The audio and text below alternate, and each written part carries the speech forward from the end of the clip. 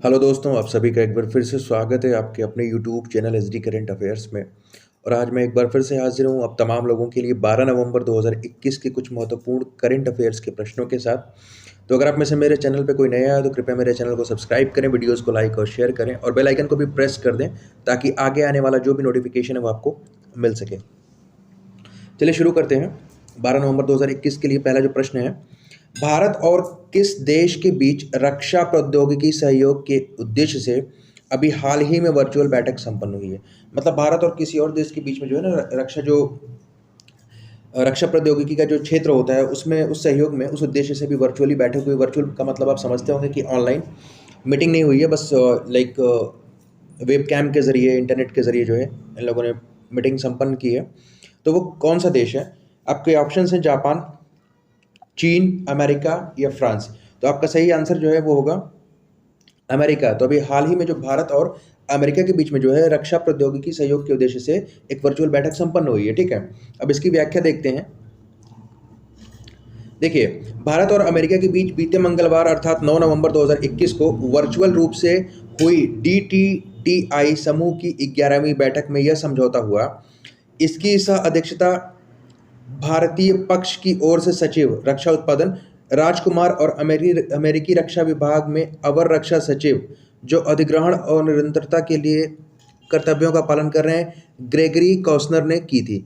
रक्षा प्रौद्योगिकी और व्यापार पहल। देखिए, जो रक्षा प्रौद्योगिकी और व्यापार पहल है मतलब defence defence technical trade initiative जो है के तहत जो है रक्षा उपकरणों के सह उत्पादन और सह विकास के प्रयासों के एक हिस्से के रूप में भारत और अमेरिका ने रक्षा प्रौद्योगिकी सहयोग पर बातचीत को और अधिक मजबूत करने के लिए इस आशय से एक संशोधित बयान पर अपनी सहमति व्यक्त की। मतलब कुल मिला जुला के जो है ये लोग जो है डिफेंस के क्षेत्र में जो है ना मिलजुल के काम करने की ये बात कर रहे हैं। ठीक है, जिससे कि दोनों देश जो है उनको फ़ायदा भी पहुँचे और प्रोडक्शन जो है अच्छी तरीके से इनका हो सके और जो टेक्निकली जो इनके आइडियाज़ हैं वो एक दूसरे से शेयर हो सकें और जो वेपन्स बने, जो हथियार बने, वो आधुनिक तकनीकी से युक्त हों। ठीक है, अगला प्रश्न लेते हैं। पेमेंट गेटवे सेवाओं को शुरू करने के लिए national internet exchange of India, याद रखिएगा ये कंपनी है नेशनल इंटरनेट एक्सचेंज में यहाँ पे एक्स लिखा है इन लोगों ने, XI। ठीक है, निक्सी ये है। National internet exchange of India ने किन दो के साथ साझेदारी की है? कोई दो प्लेटफॉर्म है, कोई दो कंपनीज है जिनके साथ इन्होंने साझेदारी की है। तो आपके ऑप्शन है ए पेयू और भीम यूपीआई। भीम यूपीआई तो आपने देखा ही होगा, जो यूपीआई लोग इस्तेमाल कर रहे हैं, और पेयू भी एक प्लेटफॉर्म है। तो क्या ये है? बी है NSDL और फोनपे के साथ, सी है पेयू और NSDL के साथ, डी इनमें से कोई नहीं। तो मैं आपको बता दूं जो निक्सी है, national internet exchange of India, इसने जो है पेयू और NSDL के साथ जो है समझौता किया है कि वो पेमेंट गेटवे सेवाओं को जो है शुरू कर सके। इसकी व्याख्या देख लेते हैं। National internet exchange of India ने हाल ही में डिजिटल पेमेंट गेटवे शुरू किया है। इलेक्ट्रॉनिकी और सूचना प्रौद्योगिकी मंत्रालय, ठीक है, के तहत national internet exchange of India एक गैर लाभकारी कंपनी। एक चीज का ध्यान दीजिएगा, यहाँ पे एक प्रश्न और बनता है कि जो निक्सी है, नेशनल आपका national internet exchange of India जो एक कंपनी है, ये क्या है, किसके तहत है? ये सूचना प्रौद्योगिकी मंत्रालय के तहत है और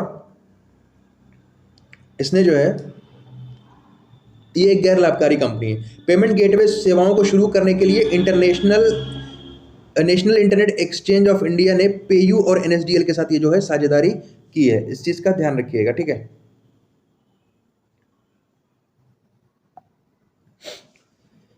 चलिए आगे लेते हैं। अगला प्रश्न है, ग्लोबल ड्रग पॉलिसी इंडेक्स 2021 में भारत को कौन सा स्थान प्राप्त हुआ है?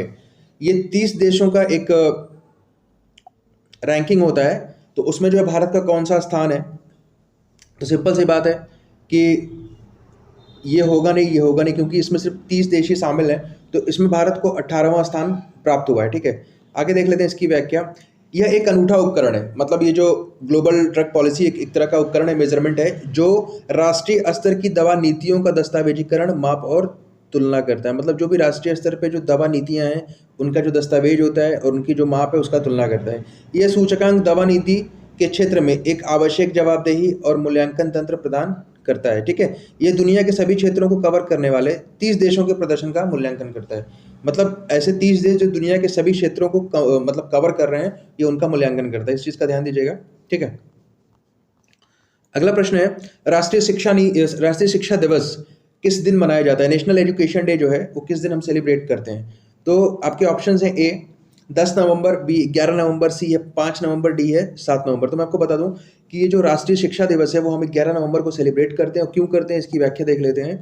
इसकी व्याख्या है, हर साल 11 नवंबर को राष्ट्रीय शिक्षा दिवस मनाया जाता है। यह दिवस भारत के पहले शिक्षा मंत्री मौलाना अबुल कलाम आज़ाद की जयंती के उपलक्ष्य में मनाया जाता है। इस चीज़ को याद रखिएगा। ठीक है, ये जो है यह दिवस जो है भारत के पहले शिक्षा मंत्री जो है मौलाना अबुल कलाम आज़ाद साहब, उनकी जयंती के उपलक्ष्य में, मतलब उस दिन ये पैदा हुए थे। मौलाना आज़ाद का जन्म 11 नवंबर 1888 को हुआ था। उन्हें स्वतंत्र भारत में शिक्षा के प्रमुख वास्तुकार के रूप में जाना जाता है। राष्ट्र निर्माण, संस्था निर्माण और शिक्षा के क्षेत्र में मौलाना आज़ाद के अनुकरणीय योगदान को याद करने के लिए यह दिन मनाया जाता है। ठीक है, इतना याद रखिएगा। शिक्षा के क्षेत्र में उनके समर्पण को ध्यान में रखते हुए 11 नवंबर 2008 को मानव संसाधन विकास मंत्रालय ने उनके जन्मदिन को राष्ट्रीय शिक्षा दिवस के रूप में मनाने का फैसला किया। ये चीज़ भी ध्यान होनी चाहिए कि जो राष्ट्रीय शिक्षा दिवस मनाया जाता है वो 11 नवंबर 2008 से जो है मानव संसाधन विकास मंत्रालय ने उनके जन्मदिन को राष्ट्रीय शिक्षा दिवस के रूप में मनाने का फैसला किया, क्योंकि जो है वो राष्ट्रीय जो शिक्षा है, भारत में जो शिक्षा है उसके प्रमुख वास्तुकार के रूप में जाने जाते थे। मौलाना अबुल कलाम आज़ाद साहब को जो 1992 में मरणोपरांत, मतलब इनके इंतकाल के बाद, इनके मर जाने के बाद जो है भारत रत्न से सम्मानित किया गया था। उन्होंने 1958 में अंतिम सांस ली थी। ठीक है, किस राज्य की विधानसभा पीठासीन अधिकारियों के 82वें सम्मेलन की मेजबानी करेगी? किस राज्य की विधानसभा? आपके ऑप्शन है उत्तर प्रदेश, हिमाचल प्रदेश, बिहार या इनमें से कोई नहीं। तो इसमें सही ऑप्शन जो है हिमाचल प्रदेश की जो विधानसभा है वो पीठासीन अधिकारियों के 82वें सम्मेलन की मेजबानी करने जा रही है। अब इसकी व्याख्या देख लेते हैं।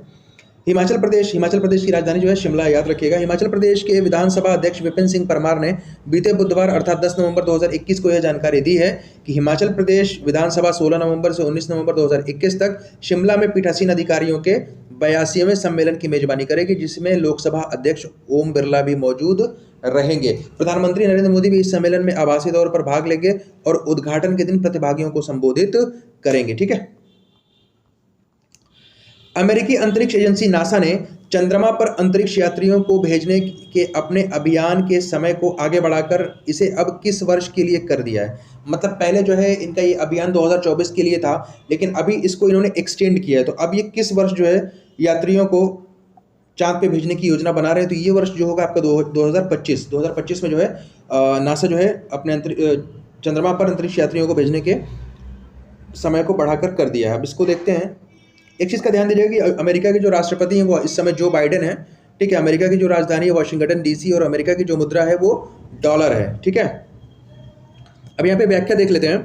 अमेरिकी अंतरिक्ष एजेंसी नासा ने चंद्रमा पर अंतरिक्ष यात्रियों को भेजने के अपने अभियान के समय को आगे बढ़ाकर इसे 2025 कर दिया है। अंतरिक्ष एजेंसी की इससे पहले साल 2024 तक अंतरिक्ष यात्रियों को चंद्रमा पर भेजने की योजना थी। याद रखिएगा इस चीज को। ठीक है,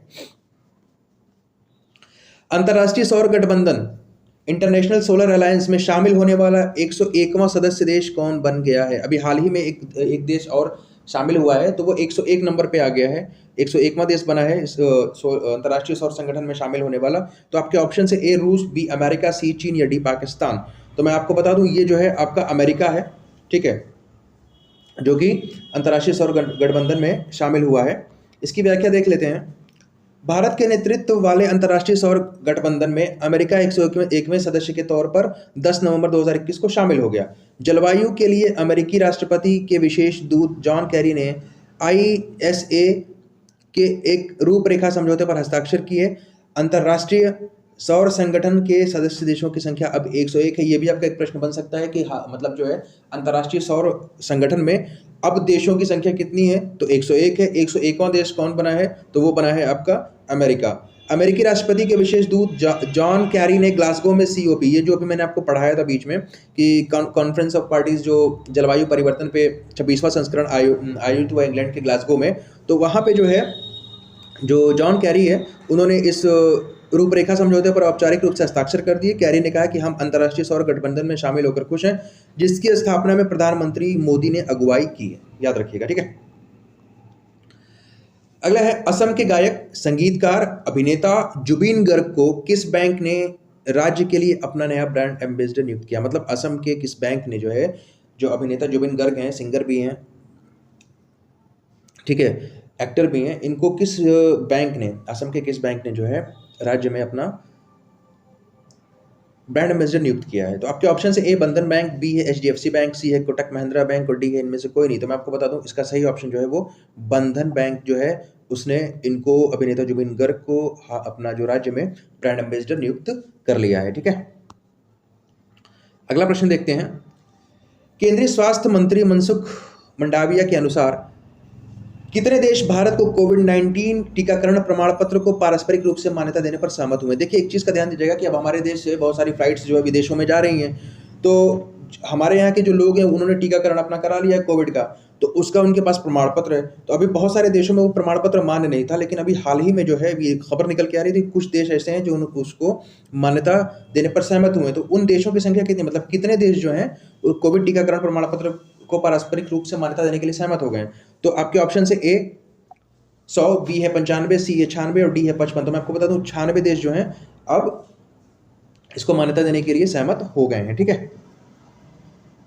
तो ये थे आपके 12 नवंबर 2021 के लिए कुछ महत्वपूर्ण करंट अफेयर्स के प्रश्न। अगर ये वीडियो आपको अच्छा लगे तो कृपया इसको शेयर कीजिए, और अगर आप मेरे चैनल पर नए हैं तो मेरे चैनल को सब्सक्राइब करें, वीडियोस को लाइक और शेयर करें, और बेल आइकन को भी प्रेस कर दें ताकि आगे आने वाली जो नोटिफिकेशन है वो आपको मिल सकें।